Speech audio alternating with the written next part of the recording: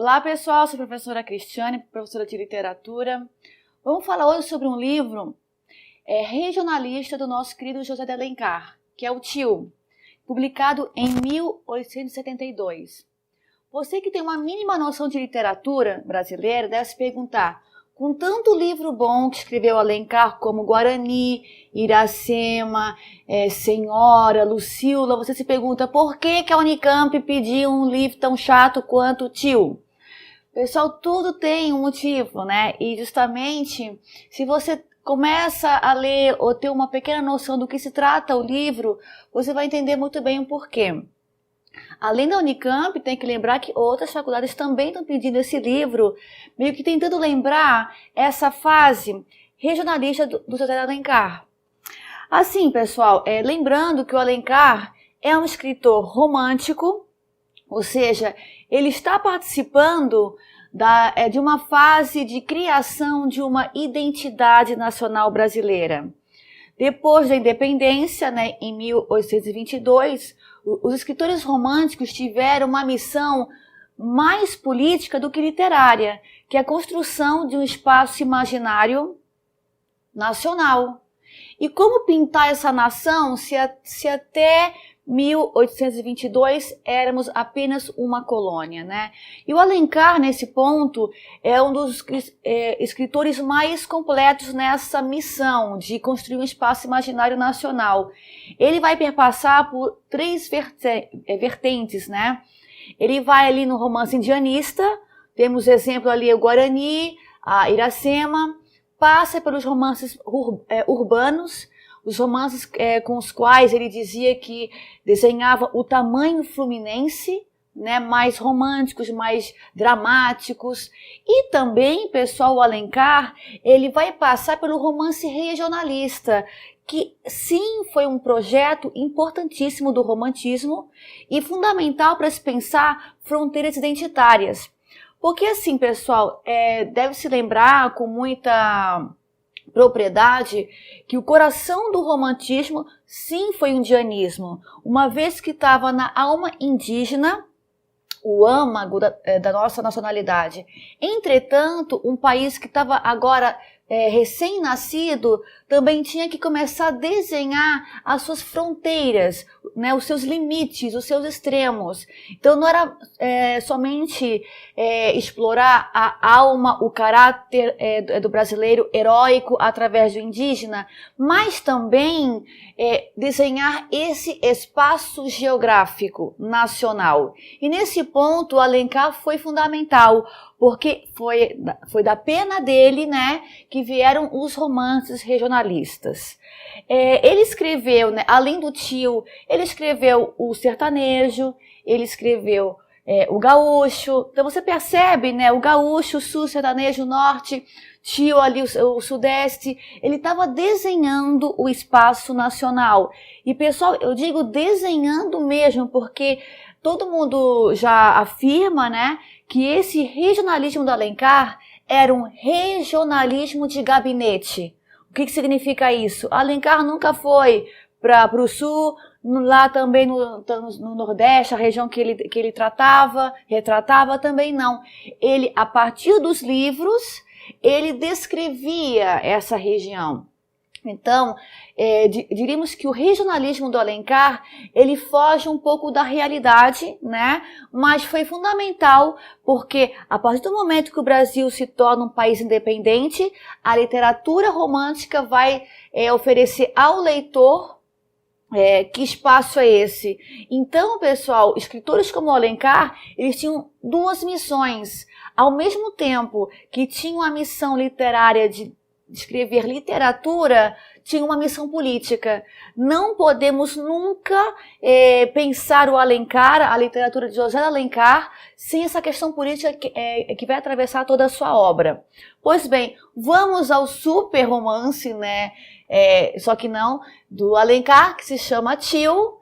Ele é publicado em 1872, é um romance regionalista, porque aqui, pessoal, vai tratar o interior de São Paulo. Pronto. Aqui você já começa a entender por que faculdades de São Paulo pedem esse livro para que o estudante do ensino médio tenha uma noção de como que era retratado o seu estado no século XIX.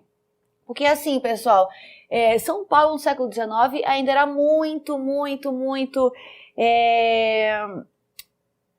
pouco desenvolvido, e tem uma questão muito forte social, né, que havia os senhores de escravos, né, que é uma classe social abastada, e tinha os escravos ou então os serviçais, né, aqueles que prestavam serviço.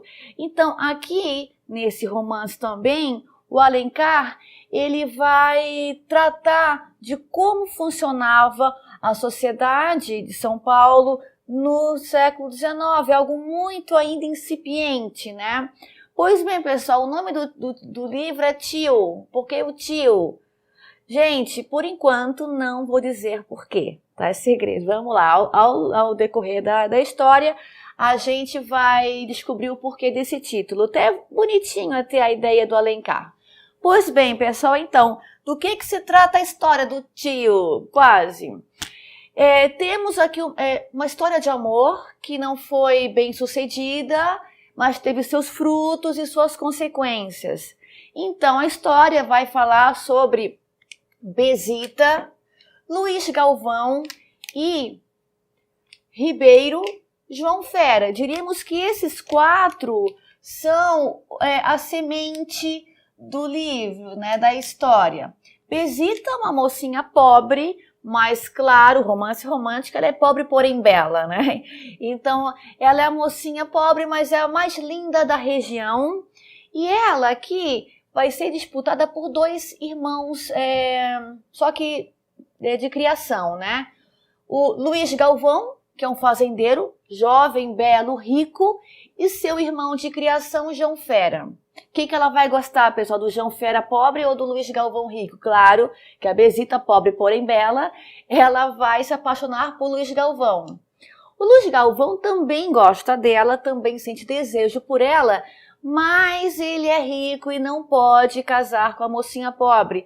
Pessoal, e diríamos que dos maiores legados do romance romântico é mostrar isso, porque o homem era escravo de sua condição social.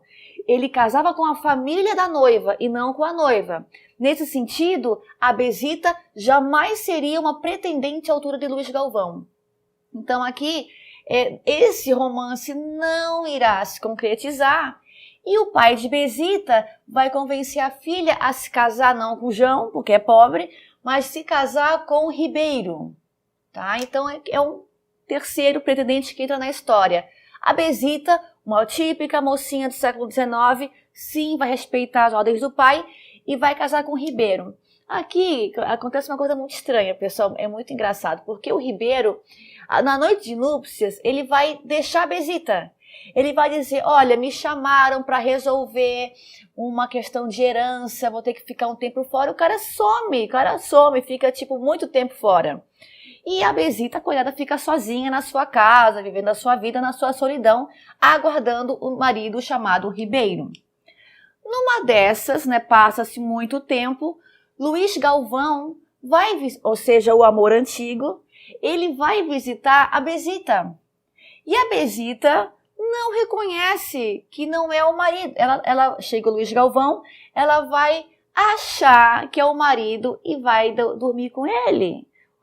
Né, pessoal? Uma coisa meio estranha, mas tudo bem. Ela dorme com o Luiz Galvão achando que é o Ribeiro. Beleza, pessoal, já fez um estrago gigante, porque quando a gente faz uma dessas, sempre tem consequência.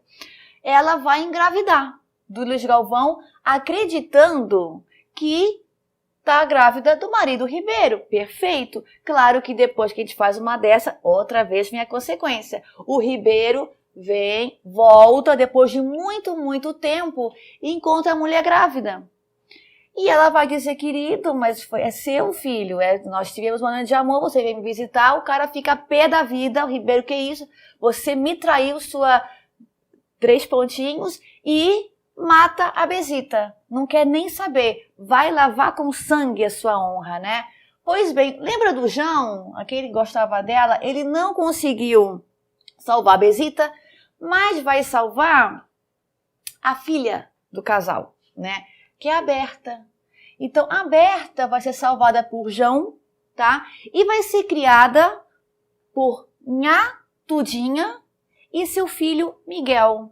Então, assim que Bezita é assassinada por Ribeiro, o João leva a Bezita para Nhá Tudinha, que é criada com Miguel.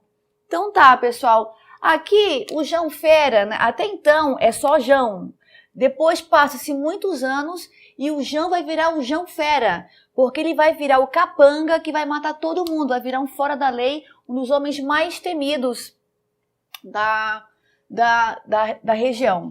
Perfeito? Então, vão se passar 15 anos e Berta é uma moça muito linda, cheia de amor, cheia boazinha, educada, inteligente. É aquele chuchuzinho romântico que a gente está acostumado. Pois bem, todo mundo vai gostar da Berta, né? Quem vai gostar da Berta? O Miguel, que é o irmão de criação, o Afonso, que é filho de Luiz Galvão, com Dona Ermelinda, porque, claro, a Berta vai reunir as qualidades que toda mocinha do século XIX deveria possuir. Pois bem, pessoal, a Berta, ela, além de ser uma moça linda, bela, educada e não sei o quê, também uma mocinha que vai educar, vai alfabetizar uma criança que tem problemas mentais, que é o Brás, tá? O Brás é um menino que ele é criado aqui na fazenda, só que ele tem problemas mentais. E ela vai tentar ensinar ao Brás o abecedário e ele não consegue aprender nada. Pois numa dessas aulas, ela foi e apresentou esse sinal aqui, o tio.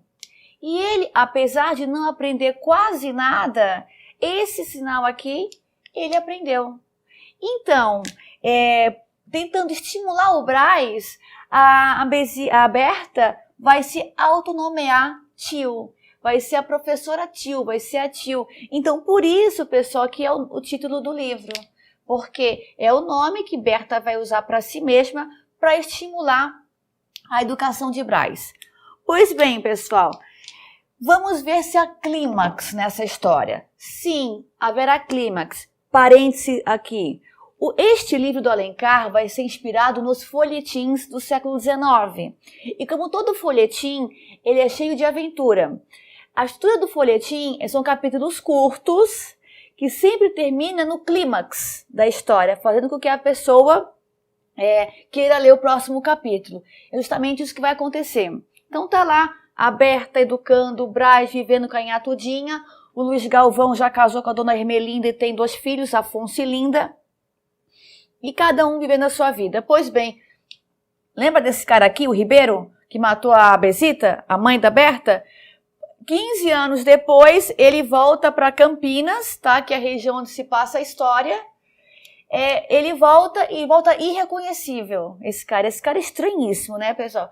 Ele volta irreconhecível com um outro nome. Agora é Barroso, o nome dele. E ele vem com sede de vingança. Ele quer se vingar de todo mundo. Quer se vingar de quem? Principalmente desse cara aqui, ó, que deu, né, um par de chifre nele. Então, ele vai tentar matar o Luiz Galvão. E assim, pessoal, não vai ser nenhuma, 2, nem 3, tá? Ele vai chegar e a primeira coisa que ele vai fazer é tentar matar o homem com o qual a sua mulher teve uma criança. Porém, tá, a Berta, ela vai descobrir e vai salvar pela primeira vez o Luiz Galvão. Atentando, pessoal, que aqui ainda ela não tem ideia que Luiz Galvão é seu pai. Perfeito? Pois bem, depois ele vai contratar, quer dizer, nessa primeira tentativa, ele vai contratar o João Fera para matar o Luiz Galvão. Não dá certo porque Berta vai salvar. Depois, pessoal, ele vai ser um pouco mais ardiloso, o Ribeiro Barroso. Ele vai, com a ajuda de alguns escravos, colocar fogo no canavial. E bem quase próximo do momento dele jogar o Luiz Galvão lá na chama do canavial, quem que vai aparecer? João Fera vai sim salvar Luiz Galvão. Pois bem, pessoal, depois o Ribeiro Barroso vai dizer: não consigo, não consigo matar o Luiz Galvão, pois vou matar essa menina, essa bastardinha, essa Berta, vai tentar matar a menina. Pois bem, justo no momento que ele está prestes a matar a Berta, vem o João Fera e vai matar de maneira altamente violenta o Ribeiro. E aqui, pessoal, vai ser uma situação bem interessante, porque ela sai, logo depois o Brás avisa a Berta, faz com que ela veja o João Fera matando de maneira violenta o Ribeiro. E ali, pessoal, ela vai ficar horrorizada com a cena, porque até então ela não sabia quem era, mas achava que João Fera não poderia ter feito isso. Pois bem, João Fera fica tão assim tocado com esse espanto de Berta, que ele vai acabar se entregando. Pois bem, aí, pessoal, passa-se um tempo, tá? E daí o João Fera vai fugir da cadeia porque ele precisa pedir perdão para Berta. E a Berta vai dizer, tem alguma coisa estranha, estão querendo me matar, querendo matar o Luiz Galvão, o que está acontecendo? Aí, pessoal, é que vai sair da boca do João Fera a informação de que Berta é filha de Luiz Galvão, que Bezita foi assassinada pelo Ribeiro, e aí ela vai descobrir toda a situação. Pois bem, aqui, pessoal, nesse momento, diríamos que é o momento já do final feliz da história, quando diríamos que todo esse problema que envolve o nascimento de Berta, né, vai começar a ser solucionado. Luiz Galvão e Dona Ermelinda, eles vão decidir reconhecer a Berta como filha, como herdeira do patrimônio de Luiz Galvão. E aqui é o momento que ele vai dizer, minha filha, você agora que é minha filha, você vai viver conosco, e como nós vamos ir embora da fazenda, depois de tanta incomodação, eu queria que você viesse com a gente. E ela, como típica personagem romântica, ela vai ser muito fixa às suas raízes, né? Principalmente sendo uma personagem regionalista. Então, ela vai preferir ficar na fazenda em Campinas com o Brás e com o João Fera. E ela pede que, ao invés dela, que leve para a capital Miguel, o seu irmão de criação. Aqui, pessoal, é importante destacar, que até agora eu não falei, a figura do Miguel. Porque o Miguel é o filho de Inhatudinha, irmão de criação de Berta, e é um menino altamente ambicioso. É aquele que vai estudar para tentar vencer na vida. Como Berta nunca correspondeu aos seus sentimentos, Miguel vai tentar, né, além dos estudos, se casar com Linda, a filha de Luiz Galvão. Então aqui você também percebe no romance regionalista uma característica que vemos geralmente nos romances urbanos do Alencar. Pessoal, ainda que a história seja altamente simples em termos de construção de enredo, percebemos que nessa história aqui o Alencar está tentando de maneira muito, diríamos, inicial, retratar o caipira do interior de São Paulo. Lembrando sempre, pessoal, quando eu penso em romance regionalista, eu penso em tentar descrever o perfil de um determinado povo, de uma determinada região geográfica, para tentar expor e exportar essa imagem. A questão é que se deve perguntar até que ponto Alencar foi fiel a essa proposta. Beleza, pessoal? Até a próxima. Um abraço. Desculpa. Eu não entendi.